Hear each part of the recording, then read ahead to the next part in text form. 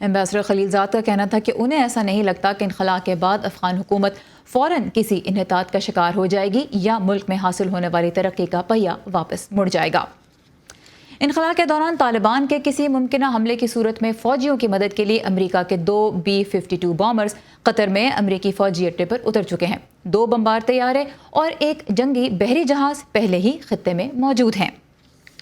طالبان خبردار کر چکے ہیں کہ 1 مئی کو انخلا مکمل نہ کرنے پہ وہ امریکی اور نیٹو افواج کو نشانہ بھی بنا سکتے ہیں۔ ممکن ہے امریکی وزارت دفاع جمعے کو انخلا سے متعلق مزید فوجی منصوبے بھی پیش کرے۔ افغانستان سے امریکہ کے سفارتی عملے میں کمی کا آغاز پہلے ہی ہو چکا ہے۔ تو خطے میں سیکیورٹی کی بدلتی ہوئی صورتحال پہ بات کرنے کے لیے اس وقت ہمارے ساتھ موجود ہیں واشنگٹن کے تحقیقی ادارے سینٹر فار گلوبل پالیسی سے منسلک سیکیورٹی امور کے ماہر Kamran Bukhari. Kamran, welcome to View 360۔ سب سے پہلے تو یہ بتائیے کہ کس قسم کے سیکیورٹی ماحول اور حالات کے لیے اب سب کو تیار ہو جانا چاہیے، واشنگٹن، اسلام آباد، کابل؟ دیکھیں، اس میں ایک بات تو کلیئر ہے کہ جو خانہ جنگی چل رہی ہے تقریباً 40 سال سے افغانستان میں، وہ ایک نئے دور میں جو ہے وہ اس کا اپنا ٹرانسفر ہو رہی ہے۔ ایک نئے دور میں ہم جو ہے نا آنے والے ہیں کہ جہاں پر جس کو آپ پوسٹ امریکن افغانستان کہہ سکتے ہیں۔ اب امریکہ جو ہے وہ ظاہر ہے مطلب اگر 5 سال 6 سال اور بھی رہے تو سوال یہ اٹھتا ہے کہ وہ کیا حاصل ہو جائے گا اگر اسیومنگ کہ امریکہ کے پاس جو ہے پولیٹیکل ول ہے یہ کام کرنے کا، کہ جو نہیں ہے، جو 20 سالوں میں حاصل نہیں کیا۔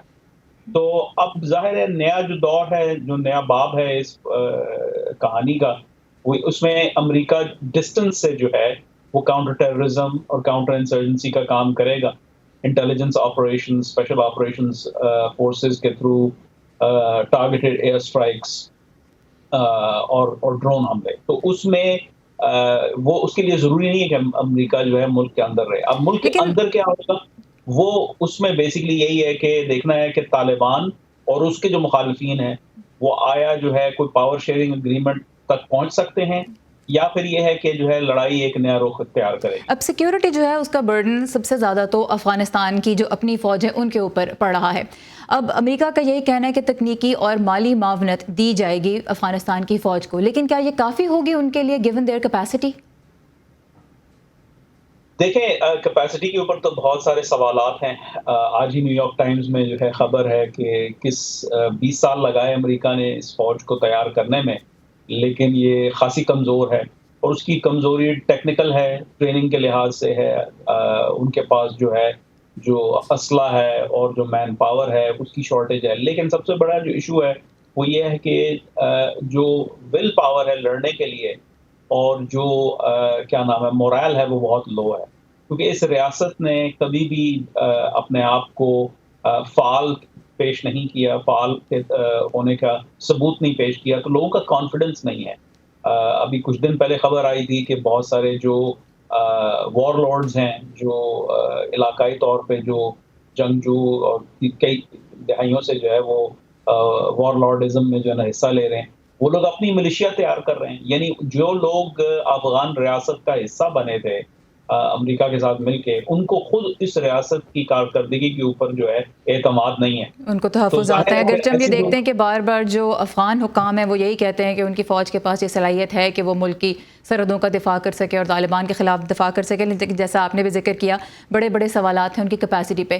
ایک اور بہت ضروری چیز کہ پاکستان اور امریکہ کا تعلقات اب کس دور میں داخل ہونے والے ہیں؟ کیا ایک مشکل دور آ رہا ہے؟ کیونکہ ہم نے دیکھا جنرل میکنزی نے جو سینٹرل کمانڈ کے کو ہیڈ کرتے ہیں، انہوں نے کانگریس میں یہ کہا کہ پاکستان ایک مستحکم افغانستان میں تو دلچسپی رکھتا ہے، لیکن وہ بہت زیادہ پچھلے 20 سالوں میں مددگار ثابت نہیں ہوا۔ پاکستان نے جواب میں پھر یاد دلایا کہ ہم نے امریکہ اور طالبان کے درمیان جو معاہدہ ہے اس کو فیسیلیٹیٹ کیا۔ تو کسی بھی قسم کے اگر سیکیورٹی کے مشکل حالات پیدا ہوتے ہیں تو پاکستان پہ اور امریکہ کے تعلقات پہ اس کا کس طرح کا اثر آپ دیکھتے ہیں ہو سکتا ہے؟ دیکھیں، امریکہ بیسکلی جو ہے اب جو علاقائی قوتیں ہیں، مطلب علاقائی قوتوں سے مراد پاکستان ہے زیادہ تر، تو اس کے اوپر جو ہے وہ انحصار کر رہا ہے کہ افغانستان کی سیکیورٹی کو آگے لے کے کیسے چلا جائے گا۔ تو پاکستان کا بہت بڑا رول ہوگا، لیکن پاکستان کی ریاست جو ہے بہت زیادہ کمزور ہو چکی ہے اپنے اندرونی حالات کی وجہ سے بھی، اور ظاہر ہے بیرونی جو حالات پچھلے 2 دہائیوں سے اپنا ہم نے دیکھے ہیں، تو اس وجہ سے جو ہے پرفارمنس پاکستان وہ نہ ہو سکے جو امریکہ ایکسپیکٹ کر رہا ہے۔ جس کی ایکسپیکٹیشن ہے۔ کامران کشیدگی ہوگی اور جو ہے وہ اس میں ایک طرح سے تعاون بھی ہوگا، مکسڈ بیگ ہوگا. مکس بیگ ہوگا. ٹھیک ہے، thank you very much Kamran. صرف وقت کی کمی کی وجہ سے ہمیں اس گفتگو کو یہاں پہ ختم کرنا ہوگا. سیکیورٹی امور کے ماہر کامران بخاری ہمارے ساتھ تھے، اور پاکستان کا بھی موقف یہی رہا ہے کہ وہ جس طرح سے بھی اس پیس پروسیس کو افغانستان میں فیسیلیٹیٹ کر سکتا ہے وہ کر رہا ہے، اور اپنی سرحدوں کے دفاع کے لیے بھی پاکستان تیار ہے.